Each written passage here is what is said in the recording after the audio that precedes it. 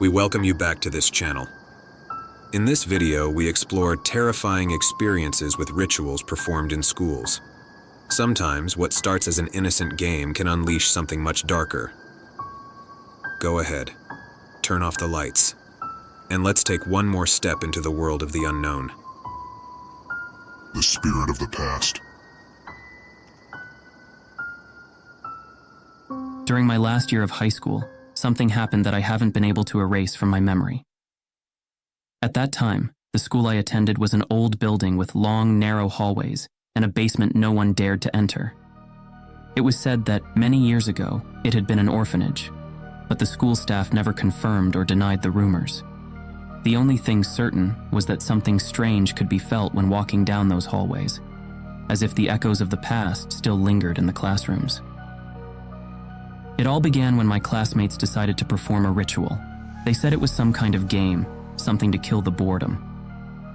I wasn't very interested, but curiosity and the desire to fit in made me stay.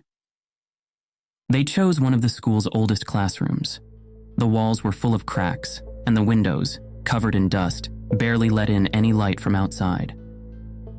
The ritual was meant to summon the spirit of a child who, according to legend, had died in the school decades ago.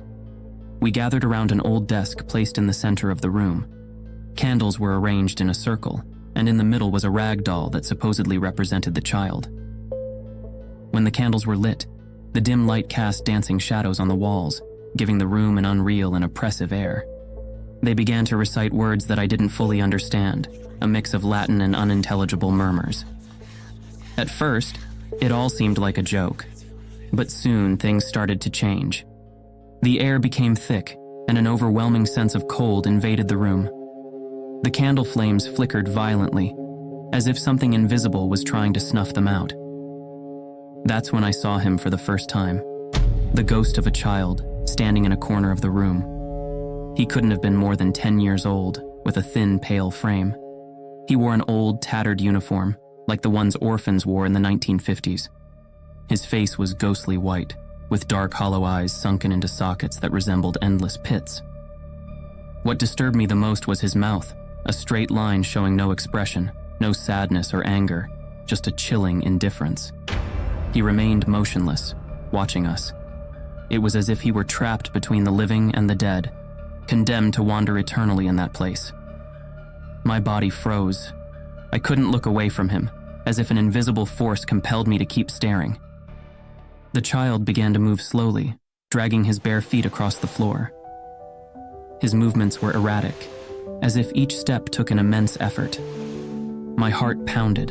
The sound of my own breathing echoed in my ears, blending with the muffled footsteps of the specter. The rest of the group saw him too, but no one dared to move or say a word. The child stopped right in front of the desk. He looked at the rag doll and, with a slow and mechanical motion, extended his hand to touch it. As soon as he did, all the candles went out simultaneously, plunging the room into complete darkness. In the confusion, someone tripped, causing one of the desks to fall with a crash that broke the silence. A few seconds later, the light returned, and we could see the fallen desk on the floor. But the boy was no longer there. The rag doll had also disappeared. No one said a word. Fear had left us speechless. We left without looking back, and although we never mentioned what happened again, we knew that what we had seen was far from just a simple game. In the following days, something strange occurred. Some of those who participated in the ritual began to get sick. They said they dreamed of the boy, that they saw him in the hallways, standing at the end of the corridor, staring at them with those empty eyes. The school administration closed the classroom where we did the ritual, claiming it was due to a structural issue, denying the existence of what we had experienced. Rumors of what happened spread quickly. Some said the boy was looking for company, others that he wanted revenge on those who had summoned him. I never took part in anything like that again. Even now, every time I pass by that building, now abandoned, I feel like someone is watching me from the dark windows, as if the story isn't over, as if that child is still waiting for someone to release him from his eternal torment. Chased. 10 years ago, I experienced the worst night of my life, but I still remember it as if it happened yesterday. We were 3 inseparable friends back then: Rachel, Caddy, and me, Emily. We were 16, and like many teenagers, we were fascinated by the idea of experimenting with the forbidden and the unknown. We had become obsessed with an old witchcraft book we found in the school library, a dusty, forgotten place that no one ever visited. The idea of performing a ritual caught our attention. We were naive and had no idea what we were about to unleash. The plan was simple: sneak into the school after midnight and perform the ritual in the music room, a large space with tall windows overlooking an abandoned garden. At that hour, the school was a deserted place, wrapped in shadows that seemed to move on their own. There were no major problems getting in. Caddy had a copy of the key since her mother worked as a janitor. Once inside, we lit some candles and made a circle of salt in the center of the room, just as the book instructed. We held hands and recited the words from the book in a language we didn't understand. A cold breeze surrounded us, extinguishing the candles instantly. The air grew thick and a feeling of unease took hold of us. It was at that moment, in the middle of the darkness, that we saw him for the first time. A blurry figure appeared in the darkest corner of the room, where the moonlight barely reached. It was a tall man dressed in an old-fashioned suit. His skin had an ashen tone, his cheeks were sunken, and his cheekbones protruded prominently, giving his face a cadaverous appearance. The man stared at us without moving, but his presence was oppressive, almost suffocating. We didn't know if it was a collective hallucination, or if we had truly brought something from beyond.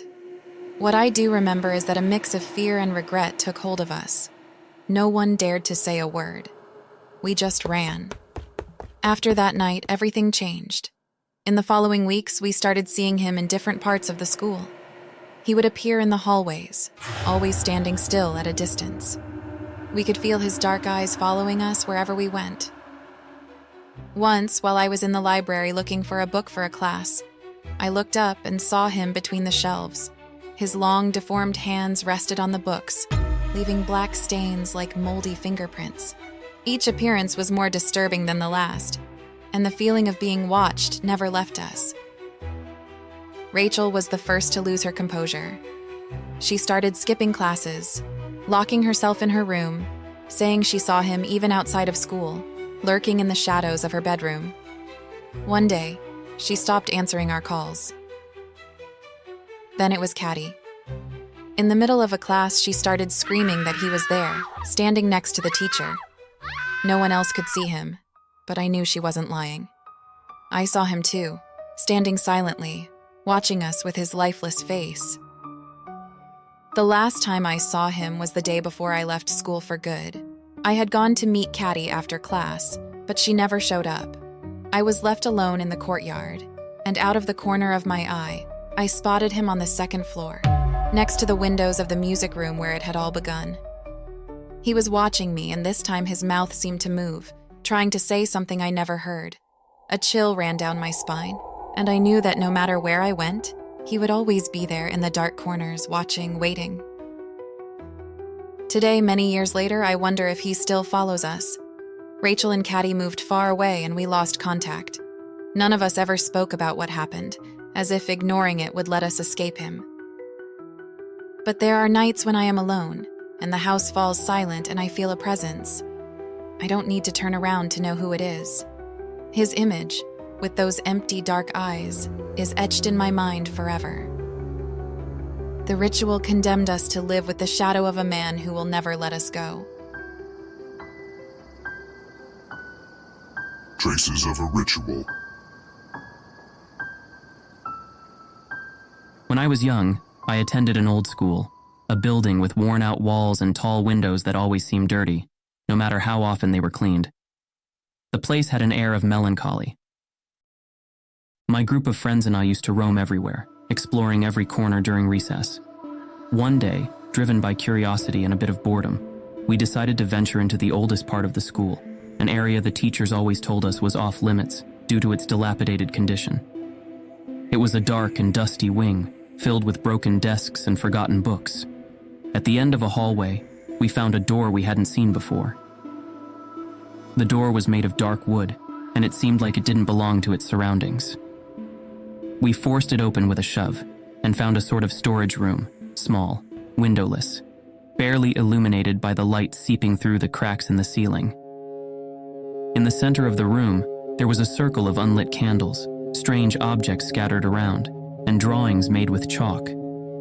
There were rusty coins, an old pocket watch, and a rag doll. My friends and I stood in silence, observing, feeling a strange heaviness in the air, as if we were invading a space that didn't belong to us.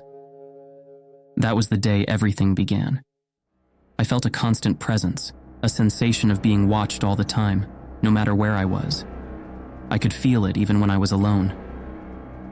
At night, when I tried to sleep, I heard whispers I couldn't decipher. Worse still, every time I closed my eyes, I saw shadows moving in the darkness of my room, figures that vanished when I tried to focus on them. The discomfort soon turned into pure terror when I started seeing the entity. It was a tall, hunched figure, wrapped in a kind of tattered black robe, like an old cloth mantle that moved on its own.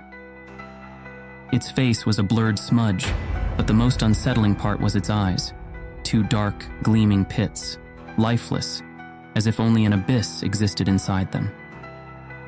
It appeared in the most unexpected places, in the reflection of a window, at the end of an empty hallway, or in the corner of my room while I tried to sleep.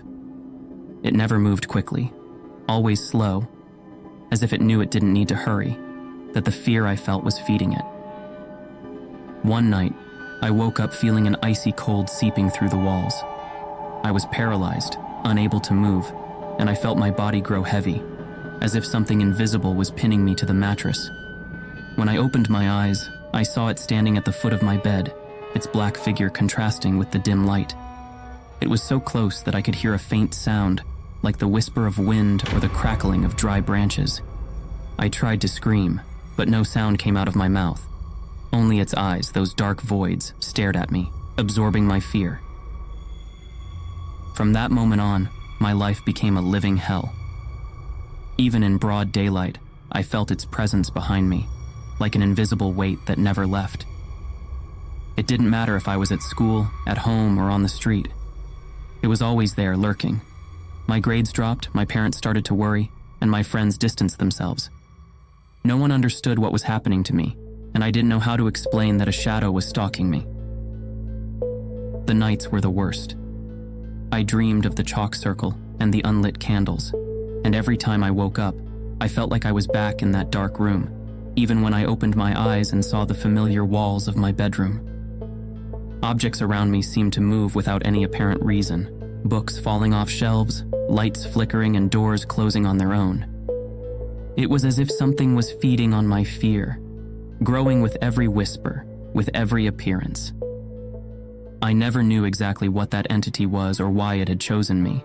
Over time, its appearances became less frequent, but it never truly went away. Sometimes, I still feel that same icy chill, and for a second, I think I see a shadow moving just at the edge of my vision. I'm always left wondering if it's really there, or if my mind is playing tricks on me. I never spoke to anyone about what I found in that storage room, nor about the being that tormented me for so long. I prefer to leave it in the past and try to move on from that experience. Thank you for journeying with us through the dark passages of these stories. If you enjoyed them, give us a like, share, and subscribe so you don't miss more tales of terror. Until next time, where fear will once again be your companion.